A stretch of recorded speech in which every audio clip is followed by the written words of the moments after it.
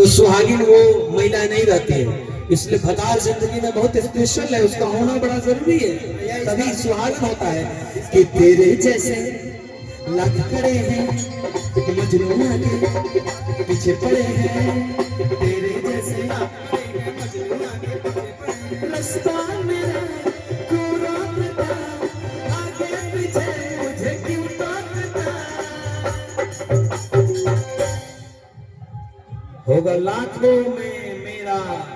प्यारा सनम, तो लड़का कहता कि गोरी तोरा ठलाली के कसम, पत्थर तोरा हमही बना, पत्थर तोरा हमही बना, हाय रे ठलाली, हाय रे गजरा, हाय रे ठलाली, हाय रे गजरा,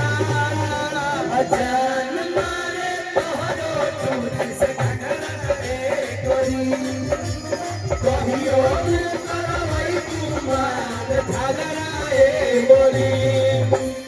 हाय रे ठलाली, हाय रे गजरा, हाय रे ठलाली, हाय रे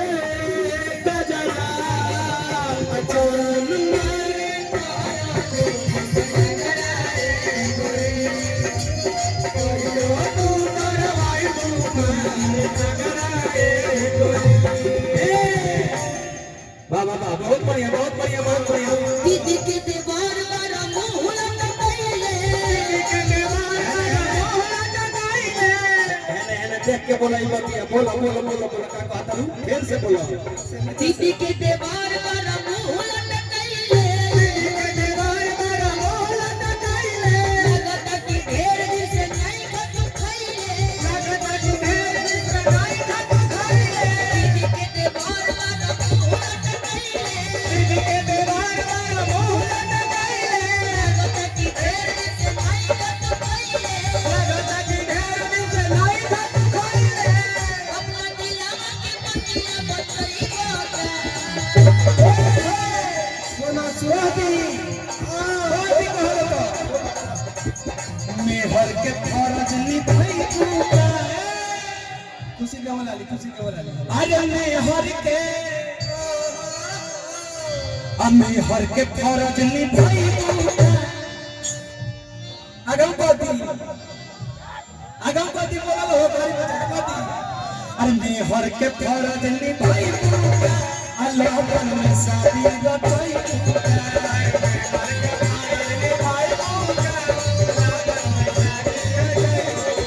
अरे मेहर के फरज निभाई तूका,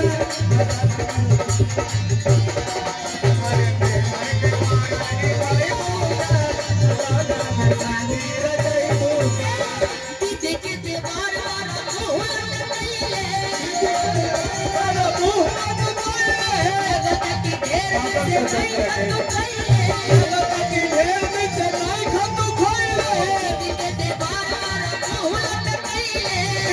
देवार वाला मुंह लटकाइले, लगता कि ढेर दिन से नहीं खा खाइले, लगा के पतिया बतई बाबा,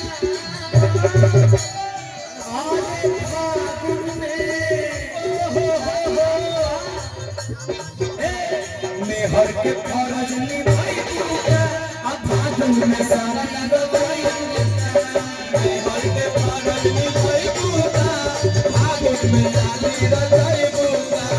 मेहर के फरज निभाई तूका, अब भागन में लगवाई तूका। मेहर से होली खेले के आनंद नहीं के सुन लो, मेहर से आनंद नहीं के काम के साली के फरज निभाई तूका, आ गोलिया में रंग लगाई तूका, के फरज निभाई तूका, गोलिया में रंग लगाई तूका, मेहर के फरज निभाई तूका, भागन में शादी रचाई तूका, मेहर के फरज निभाई तूका, भागन में रंग लगाई तूका। नया भइल सरसो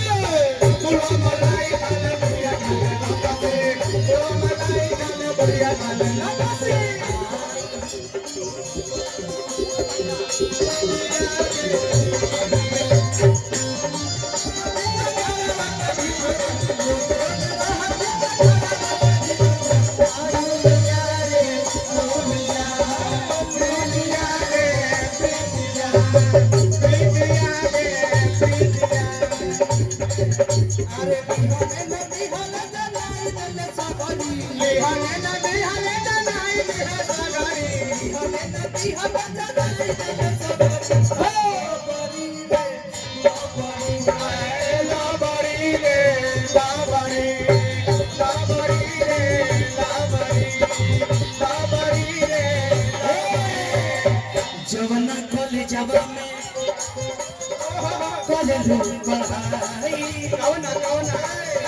लइका लइका में होला लड़ाई हो होला लड़ाई हो होला एक बात वाला भिखारी भाई बजाते हैं नहीं अरे लइका चिल्लावे सब लइका चिल्लावे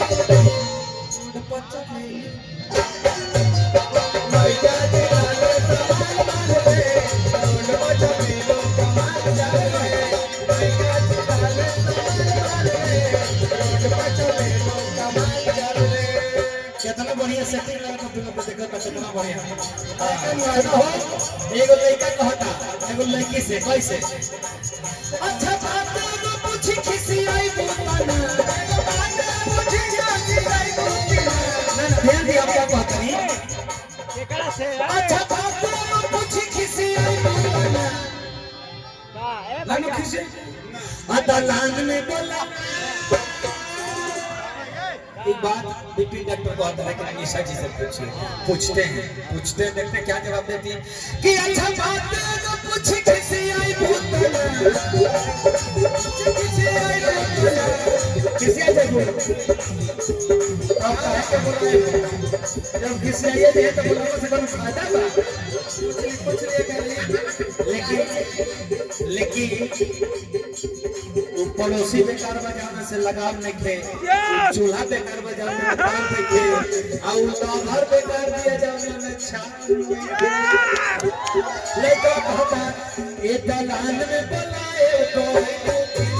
दलान में बुलाए तो ये दलान में बुलाए तो सुना हाँ बोलो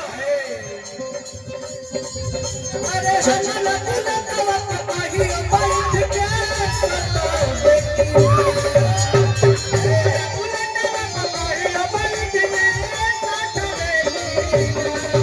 आपको भी सट रहे उसको सटने की जरूरत ही नहीं है हमारा बुला तवा पाही बैठ के सतो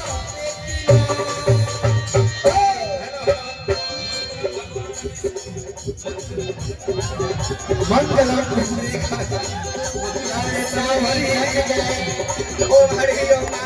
ले जाओ मेहरारू के चल के पूरी उठा ले लगा शंकर भैया देख लीजिए कहा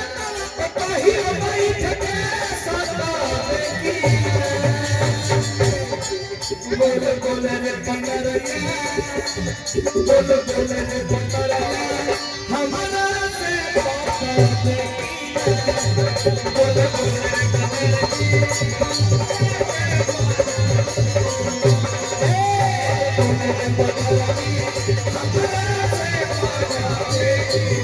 ये राजा हम के बनारस घुमाएगा ये राजा हम के बनारस घुमाएगा चल के गोदौली लेके पानावा खिलाएगा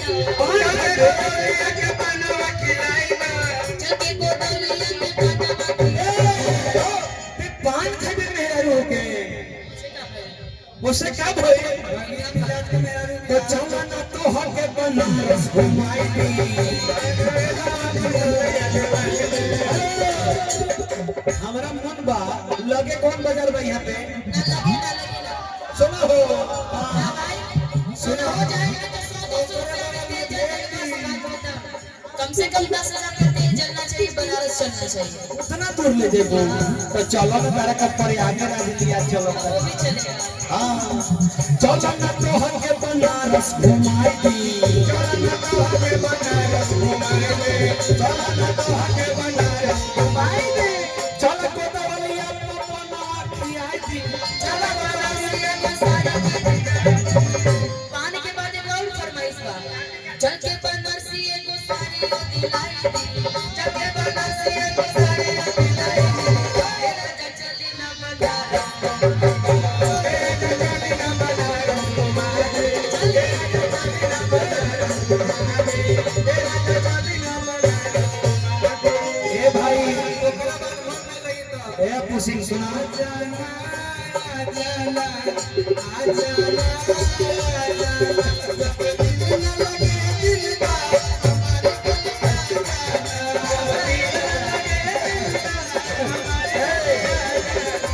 तारा के अपुआ देख लेता इतना कॉन्फिडेंस में रहा तो पिछले प्रोग्राम